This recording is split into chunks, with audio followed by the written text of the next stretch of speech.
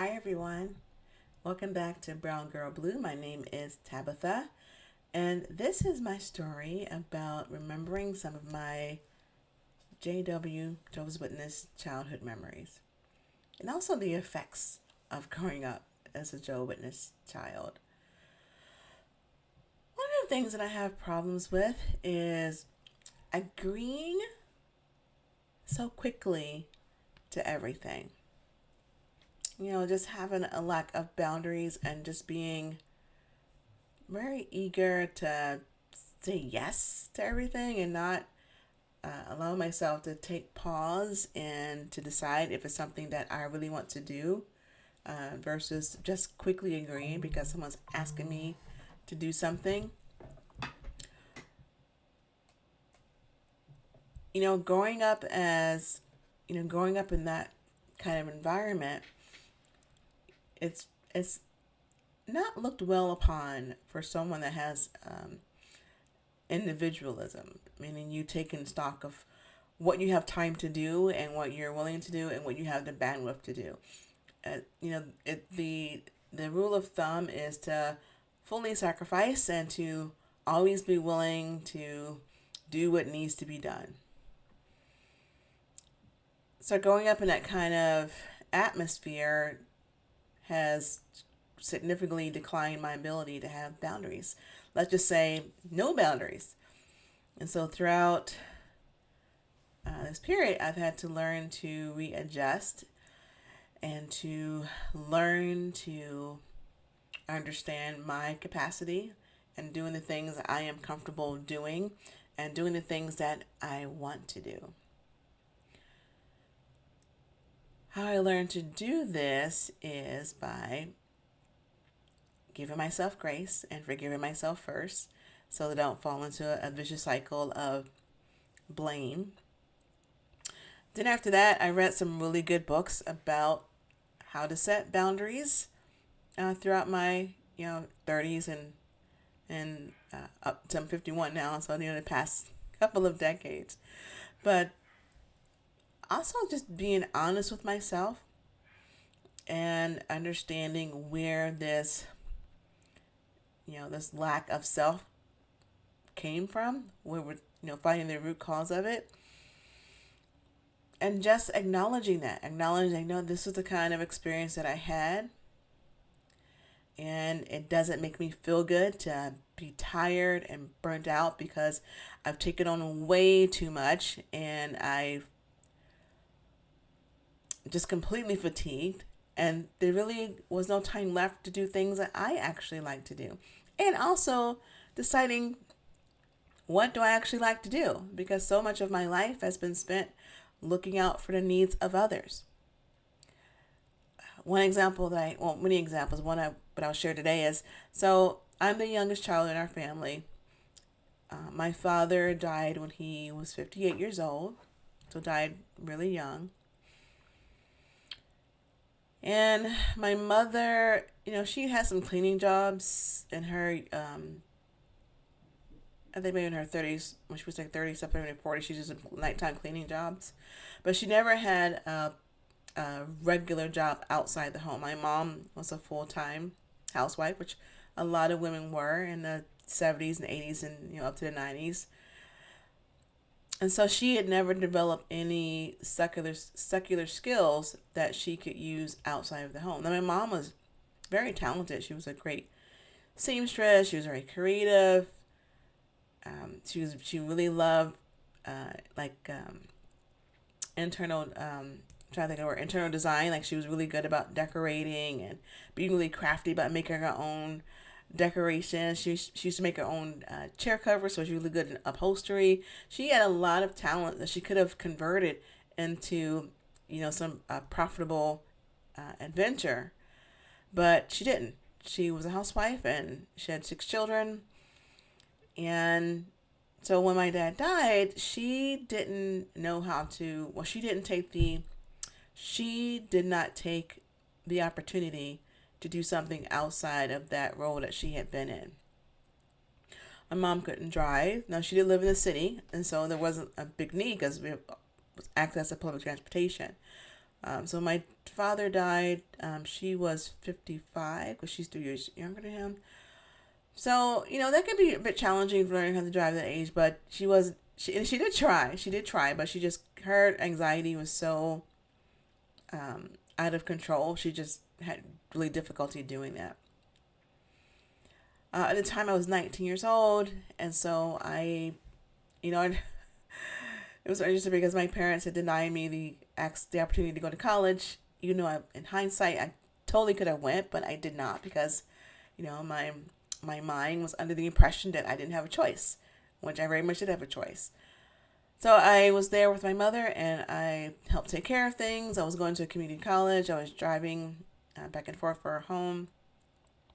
She didn't have anything to do. My mom did not have her high school diploma, and so she would go to my community college campus with me so she could work on her GED.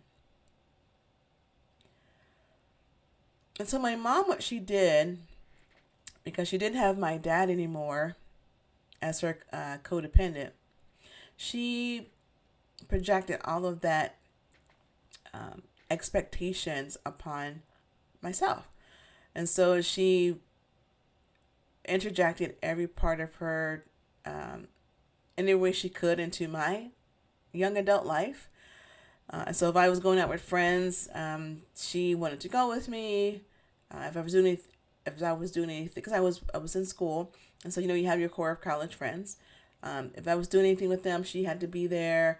I remember we went to an amusement park just as kind of an end of term celebration. She wanted to go, and I understand that she was lonely, but she really exceeded herself, and I didn't have any boundaries to tell her no, because I was under the belief that I needed to be a good daughter, and part of being a good daughter was making my mother happy, with no consideration for myself or the ability to develop my own young adult social skills. It was all about, whatever I was doing fun, and she needed to come along with me. That was just the expectation.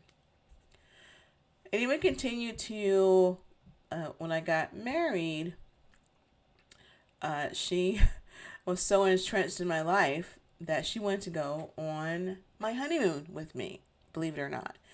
And my sister told her absolutely not. And I remember she got mad, upset, and she was cursing and just really angry that I would not allow her to go with me on my honeymoon. And the really interesting part is, for a brief moment, I actually considered it because I was so used to her being involved in every part of my life. So as you see, just a long history of not having the ability to say no or to set clear boundaries for people. And I tie that back to my development of being under the influence of that particular religion, because it was taught early on that you have no boundaries, and your greatest honor is to be of sacrifice and to be a full servitude to someone else. And coupled with my own parents' own family issues, coupled with that type of high demand expectation, religious expectation, it just really compounded everything. So how did I learn to stop saying yes so quickly? Well, those things, when you have those processes that are programmed early on during your early childhood development years, they can be a bit challenging because that's kind of your method of operation. That's always your default setting. And so even now at 51, I will still have those moments to where, let's say, if a project comes up at work, or if something needs to be done, my first instinct is to say yes. And so what I've had to do is, with the help of with therapy, with my cognitive behavior therapy strategies, is deliberately taking pause and giving myself a couple of minutes to not say anything and just literally think about it, or say, oh, I think I just need some time to think about that, and I'll get back with you. So even if it's something that I know that I can do very easily, because I have the propensity to just quickly say yes, just to make someone happy, or to be that, uh, that natural people pleaser. I shouldn't say natural, but that my people pleasing setting is always there. And so to help temper that a bit, I will deliberately pause so that I can give myself the permission and opportunity to have a good think about it. And if it's just something I can really honestly manage. And also if it's something that if I have the bandwidth and the capacity to, which includes time, energy, resources, all of those things that I need to consider. And so that's part of my process in learning how to not be so easily agreeable, and at the sacrifice of myself, and deliberately give myself time to just pause, and think about it, other than being just so quickly to say, to agree to it. The other thing I've had to do is always cover myself with lots and lots of grace, a lot of positive self-talk, saying that, you don't have to be the one that does it. It doesn't always have to fall to you. So it's okay. There are plenty of other people available who can do this. It doesn't have to be you. You don't have to always be the one to make the self-sacrifice to get it done. So continuously reminding myself of that I don't have to be the one. It doesn't have to be me. It doesn't have to fall down to me. There are others who are available who can do whatever that request is going to be. So part of, just thinking about all the time that I've lost and energy that I've wasted, and I'm sure many of you can empathize with that. Just thinking of all the time that you freely have given away, and I'm not saying I'm not saying it's a bad thing to help others in need, or to be an assistance to someone.